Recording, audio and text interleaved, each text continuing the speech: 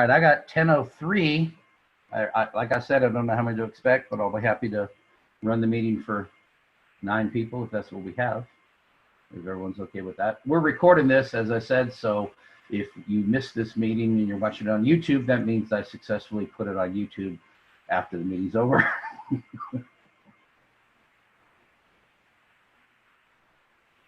Okay, well, let's go ahead and get started. I'm going to introduce my guests again. Brothers, if you are not speaking, in fact, I'm going to go and do this.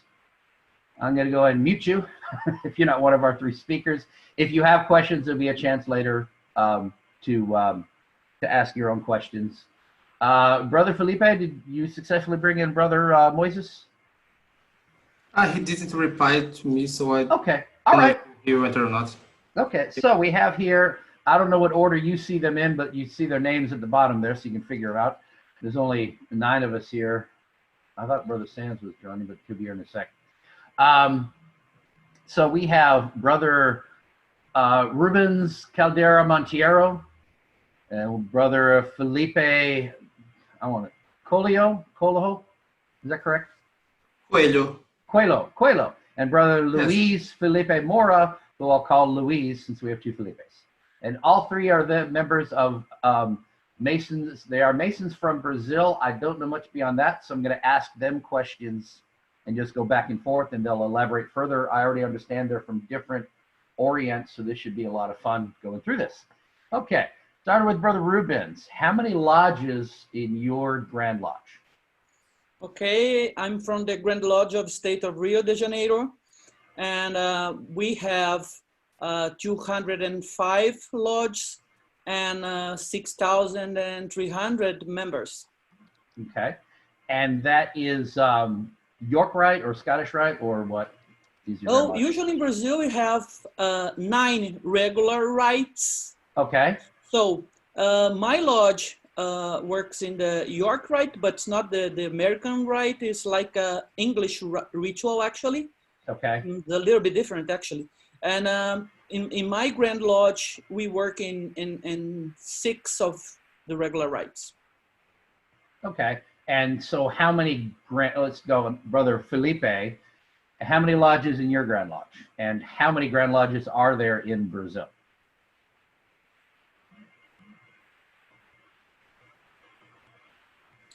Sorry. In my Grand Lodge, we have about 100 lodges with 2,000 members. And we have in Brazil, I believe, 3 great jurisdictions that are the Grand Lodges, Rite State, 27, Grand Oriente of Brazil, and the independent lodges of the confederations, Comabi, that's not confederations. I believe Luis Felipe is from Gregory Paulista, am I right? And what's the name of your Grand Lodge, Felipe? It's Grand Lodge of the State of Pará. Of Pará. The north of Brazil. Yes. Okay. And Brother Luis, how many lodges in your Grand Lodge and what's the name of it? Okay. So my Grand Lodge, actually a Grand Orient, it's called Grande Oriente Paulista. So it would be, Paulista means something that is from São Paulo. All right. Okay. So we have 300 lodges and around 9,000 members. In São Paulo is probably one of the largest Freemasonries in South America, because we have around, I think, 1,300 lodges total. And as Brother Felipe was saying, here in Brazil we have 3 different systems, and I think it's important to give a tiny little background on that. Okay, so we have. Originally, we had the Grand Orient of Brazil, and around the beginning of the 20th century, there was, let's say, it was a time when Freemasonry wasn't exactly as defined as it is today, structurally speaking, and there were some differences between some ideas of leaders as to how Freemasonry should be organized And then around the beginning of the 20th century, a brother called Mario Bering, he was here from São Paulo, and he broke off from the Grand Orient of Brazil and decided to create a system of local Grand Lodges, much like Freemasonry in the United States. So because of that, we had the Grand Lodges. We have the state Grand Lodges, and we have the Grand Orient. The Grand Orient is a little bit like the United Grand Lodge of England, right? It's one organization that spreads throughout all Brazil. And the state Grand Lodges, they are independent, and they form a sort of a confederation. All right, so that was the beginning of the 20th century. Around the time of the military dictatorship in Brazil, around the 70s, there was an election in the Grand Orient of Brazil, and the administration didn't accept the results of the election very well, and there was a great fight over this, which resulted in several local branches of the Grand Orient of Brazil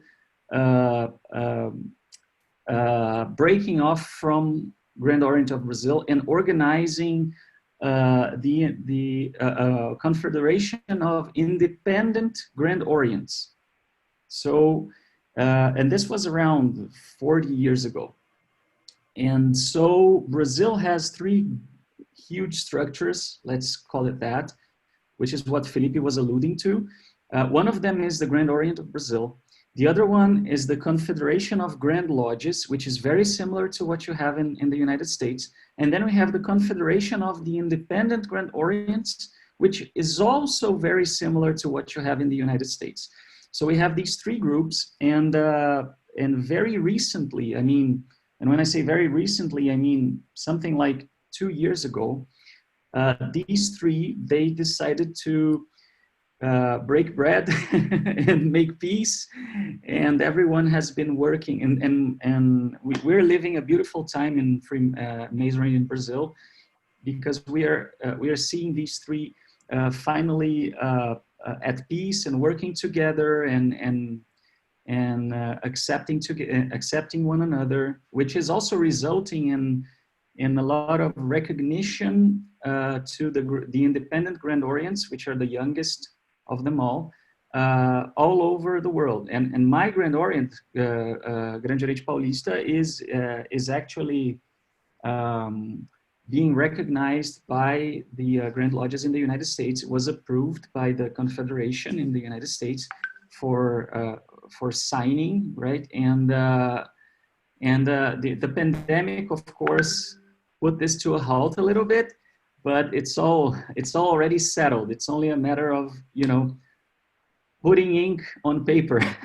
let's put it that way. So also another point I wanted to tell you guys about what Rubens said, you know, the rites.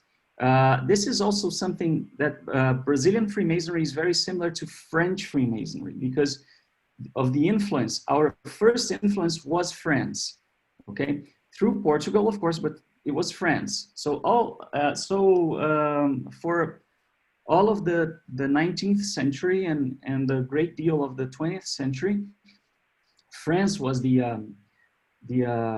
France was our inspiration. Let's call it that. So we don't have our system here is not like the British craft or even the craft that you have there, right?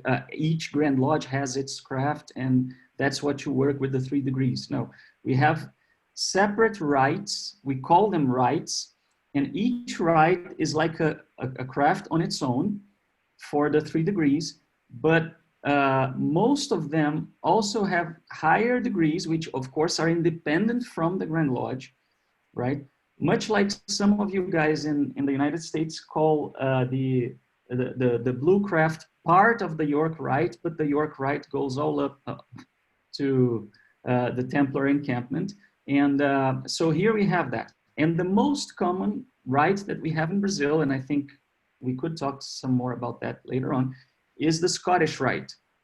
So at the York Rite, the American craft is becoming very popular here in Brazil, but it's still far less than... Luis Felipe, if you don't mind. Go ahead, Rubens. What Luis Felipe is saying, that the Scottish Rite is about 80% of the lodges working in the Scottish Rite for the craft. So we're not talking about the higher degrees, the beyond the craft, but for the craft. Right. So I think a lot of our brothers here at least are in the know that what we consider appendant bodies like the Scottish Rite actually confer the Blue Lodge degrees in many other countries. So in your Grand Lodge, Rubens, is it like York Rite, or do you actually have a Scottish Rite that confers the craft degrees in Brazil? Is that a separate body that does that, or how does that come up? No, as Felipe was telling us, we have for the craft, we have different forms of working. Okay. So we have this Scottish Rite. So it's like Louisiana, I think Michael, and they have like in Louisiana a dozen maybe of lodges working in the Scottish Rite for the craft. Right. But and other lodge work in the American Rite, let's say this way, or the English ritual like emulation and stuff. And then after this, we go for the higher degrees in different bodies. So I was gonna get to that. Yeah, that was on my list. So each lodge can choose, Rubens. Each lodge can choose which rite they're going to practice. When they're created, they choose. They choose what rite. That's cool. Okay, yeah, Brother same Felipe. here for me. Right, Brother Felipe. Your Grand Master, is he elected every year? Does he serve multiple years, or what's typical? Yes, usually for 2 years of mandates. Usually 2 years, and then he moves Yes. on. Okay. Brother Luis, how many officers would be in your Blue Lodge, and which ones are elected? Well, there are plenty, and usually we elect the Grand Master and his. I'm talking about in the Blue Lodge. Oh, in the craft lodge. Yes, at the craft lodge level. Well, that also depends. As Rubens was saying, it depends on the rite, which is similar to a working. Okay? Let's just take your lodge, because I know we have a whole bunch of different examples, but usually we elect the worshipful master and the wardens, and I believe I think some of the other officers are also elected, but not all of them. Some are chosen by the worshipful master. Right. Okay, so that's typical. And Brother Rubens, is it called a Blue Lodge or a Craft Lodge, or what's the typical name for your basic lodge? We just say usually Augusta e Respeitável Loja Simbólica. Usually in Brazil we use this name. August and respectable symbolic lodge. Symbolic lodge. I've heard that. Usually we have this. This is a distinct name, but this is a Masonic lodge usually. Right. We just don't say okay, it's craft or Blue Lodge. It's the Masonic lodge. Yeah, we have names. We're in Virginia. We have names and numbers. Most American Grand Lodges have names and numbers. Massachusetts and Hawaii do not use numbers, but every lodge uses names as far as I know. But yeah, I was thinking in the generic term, well, in the Blue Lodge or in the Symbolic Lodge or in the Craft Lodge. I've heard all these different terms used. Primarily in America, we just say Blue Lodge. Okay. Here usually symbolic lodge. I like that. Okay. Brother Felipe, what is the average age of members of your lodge? They're a bit, maybe 60 years old, Okay. I think I'm one of the youngest members. Right, we're younger. We all seem to be young, except for Bill. We're all younger. There seems to be another commonality, at least in the lodges that I've been in, is like I see you three brothers. You all have full heads of hair. Most guys in the lodge, they either look like Bill on our side or they look like me Or Edward, yeah. Well, I think we have a good cross section here. Well, I'm actually older than I look. I'm blessed to have good genes, I guess. And so, Felipe, how many members in your lodge in particular, and is that typical? Right now we have 32 members. Okay. Okay, and it's possible for many of them to participate nowadays because of these online meetings. Right. Okay. Brother Luis, within your Grand Lodge, are there districts or other ways to organize the symbolic lodges under the Grand Orient? Yes, we have districts, and we call them macro regions. Okay. So, especially because São Paulo is a huge state, it's very big, so we need that, and we have delegates. We call them delegates. They are the people responsible for the macro regions. Okay. Kind of like a district grandmaster. Right. We have district deputy grandmasters in Virginia. Okay. They're called other things elsewhere, and are they appointed then, these delegates? Does the grandmaster appoint them, or does the lodges choose them?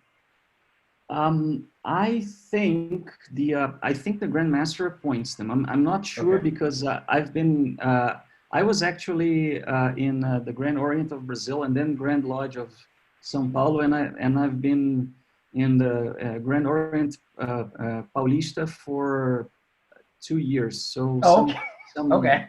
administrative things about the Grand Orient, I'm not Certainly. very That's quite all right. Brother Rubens. Just Chris, just a curiosity. Yes.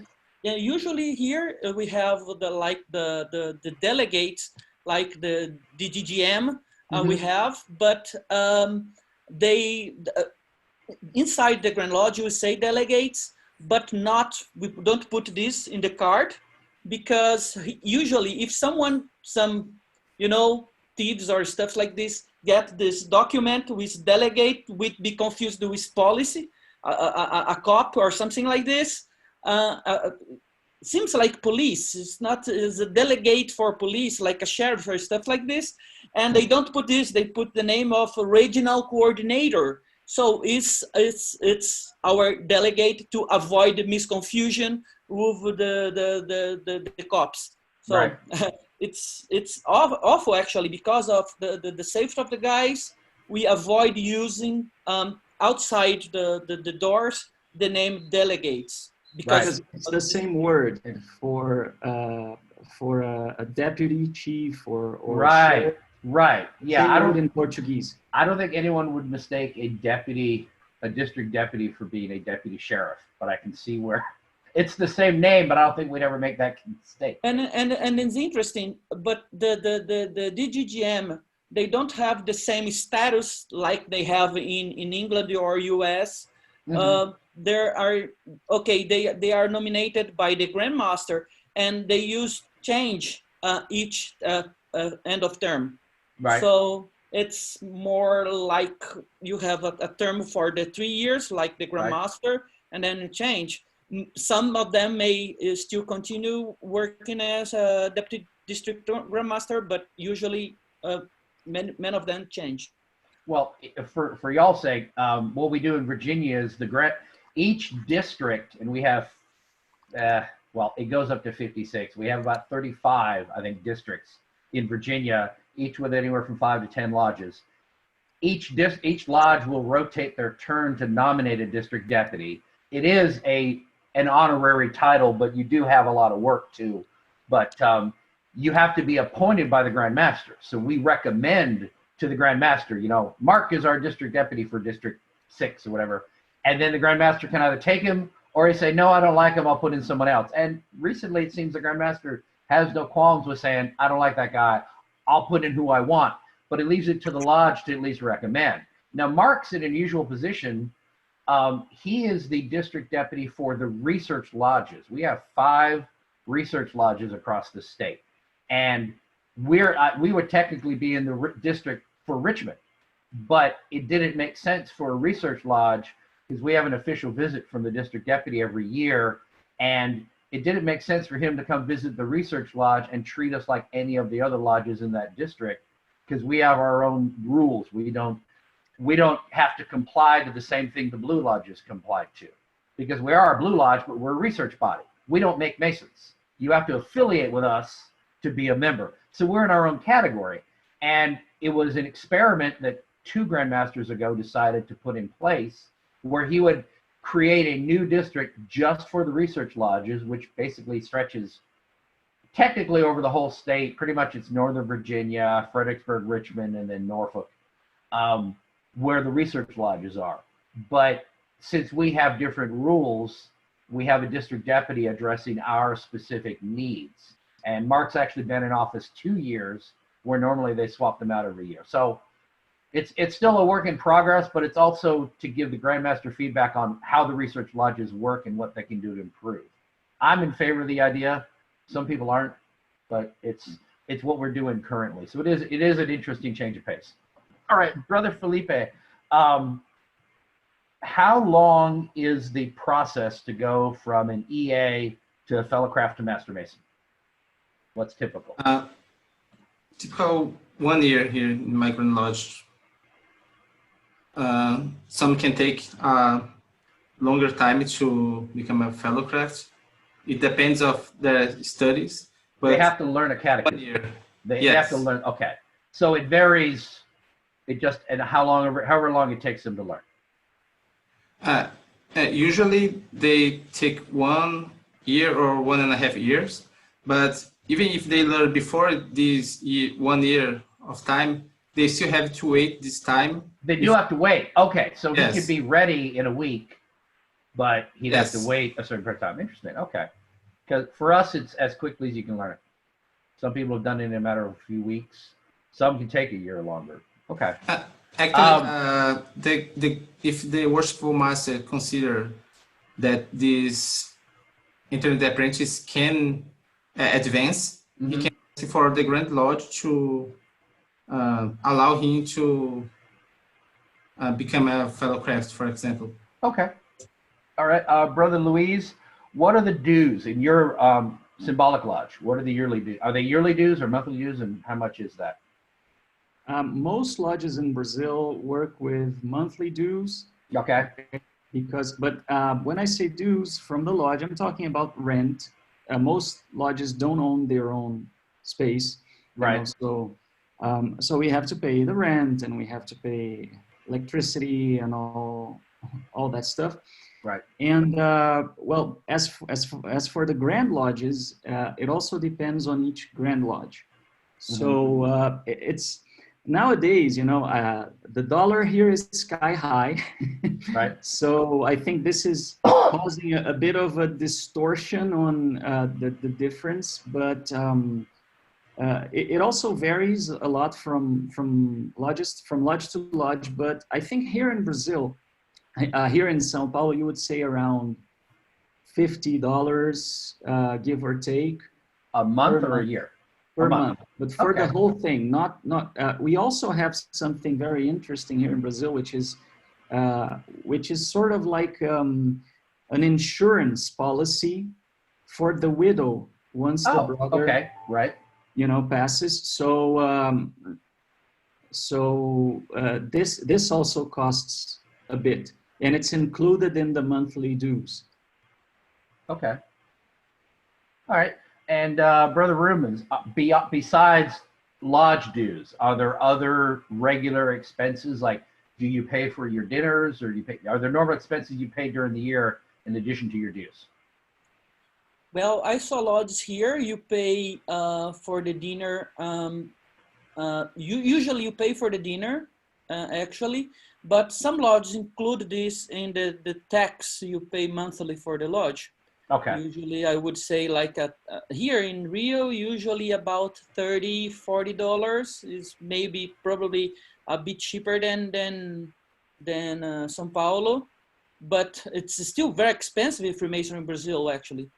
And we have during the meetings, we have like some donations we usually do. We don't have like a charity fund for like some event, some sort for collecting money from the Britain. So usually you have during the meeting, you get the money for charity. Okay, cool. It's all right. It's not much. Right. Taxes in Brazil. Sorry, taxes Yeah, in go Brazil ahead. are really awful because usually we cannot discount from our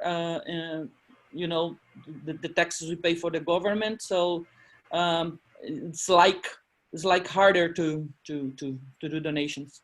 Understood. Okay, Brother Felipe, May I add something? Please. I don't know about the other lodges in Brazil, but in our Grand Lodge, for example, the apprentice who wants to become a fellow craft need to pay for their regalia, for example. Oh, okay. So how much does that cost? In dollars, I believe $60. Okay. I was going to ask you, how do you dress for lodge? And I want to know, like, is it the same for every, I'll start with Felipe, like, and is it every meeting the same, or is it different for the annual or your stated versus work nights? So what would be a typical, if you go to lodge, how do you dress? Usually we use the suit with a black tie. Mm-hmm. In Master Mason's meeting, from my right to use some kinds of hats, and usually we can use some robe to, but only the Master Mason can use it in the sessions. Can you use, what's that? It's like I don't know the word. A hobby. I don't know if you. A hobby? Can I clarify that? Please. Yes, yeah. please. Okay, so here's the thing. Here in Brazil, what we have is if you have a more formal ceremony, right, you wear a suit. Okay, yes. Usually a black or a dark suit. But we have this thing that we call here balandrau, which is sort of like a raincoat or a scientist coat, right, a lab coat, jacket, like a lab coat. Yeah, that's right. Which is completely black, and for more casual sessions and meetings, we wear that with the apron over it. Okay, which is and this is an interesting topic because it causes a bit of a clash, especially between generations. Because there are some people from older generations. They like the more formal style, you know. Some of us who question things a little more, who study a little more, we know that the garment of a Mason is the apron, and the working or the Rite can have a few extra things like a hat, for example, for a Master Mason, depending on the Rite. But for us, the thing about the suit is that it's not very practical, and it actually hinders people from coming to the meetings. So some of us see the suit as something not very nice, not very good for Freemasonry, and an unnecessary annoyance. Let's put it that way. Just to clarify, I'll try to be tactful here. So the average Brazilian wouldn't own a suit normally? That's not the point.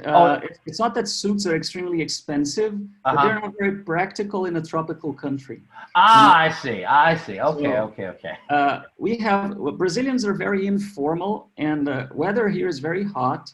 Yes. Especially, and if we have a capital city like São Paulo. São Paulo is, I think, the third largest city in the world. So and it's hot in the summer. We're talking about, I don't know, perhaps 90 degrees, right. Something like that. So to go to the subway, you work all day, and sometimes we have to go straight to the lodge. Sometimes guys will wear the same suit, or sometimes we have things like here, in my case, I work from home, and I don't have anyone to do my laundry. I do my own laundry. And if I have to wear a suit all the time, I have to go to the dry cleaners all the time, right. for my shirts. And, this is how I dress normally. So a polo shirt, jeans. So it's a lot more practical for me to just you know, slip on this quote unquote black lab coat, coat and just put on my apron and go. That's what I was going to ask. So you'd wear like a polo shirt and jeans with the lab coat over it and your apron on the lab coat. Okay. Yes. And you buy your own lab coat, or do you have them at the lodge that you? No, we buy them. Usually we buy them, and some lodges, most Grand lodges actually will require that you wear a dark, dark pants and dark shoes with this quote unquote lab coat. But in practical terms, most people don't care about that in São Paulo. Interesting. You know? Okay. And some laws, you know, just are not put to practice. Right. Well, that's interesting. That's the kind of stuff I was looking for. As an aside here, in Virginia, of course, we wear tuxedos for the annuals. Most lodges wear them. The officers wear them at the stateds. And we wear like sport coat, you know, tie usually, but sport coat and slacks for the meeting, for the regular meetings and for the research lodges. And we had the Prince Hall Lodge of Virginia come and visit us one time. And we were asking questions back and forth, and they couldn't believe we were dressed as colorful and outlandishly as we were, because all of them had to wear dark suits, black tie, white shirt, no exceptions. And they couldn't believe we're wearing like green jackets and red jackets and loud ties. So it was kind of funny. It's like, we think we're dressed up because I got a tie on, I'm dressed up. And they're looking at us like, what, you're dressed in like a clown, what is going on? So it's funny that the similarities, even within Virginia, between the two different bodies. Okay, Brother Rubens. Just a moment. Please. In our Grand Lodge, only the Masons are allowed to use the balandrão. Apprentice and fellow craft can't. What do they wear? The usual suits. They have to wear a suit. Yeah. Oh, interesting. The